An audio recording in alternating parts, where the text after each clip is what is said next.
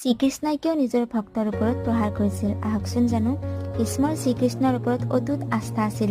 তেওঁ মহাভাৰতৰ তৃতীয় দিনাখন কৃষ্ণৰ অস্ত্ৰ নোথোৱা প্ৰতিজ্ঞাটো ভাঙি পেলাব বিচাৰিছিল। এই দিনাখন কৌৰৱে সকলোকে আঘাতপ্ৰাপ্ত কৰিছিল।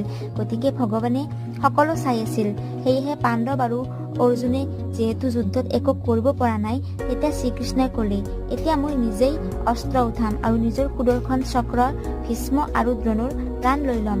ধৃতৰাষ্ট্ৰৰ গোটেই পুত্ৰক মাৰি পাণ্ডৱক জিকাম।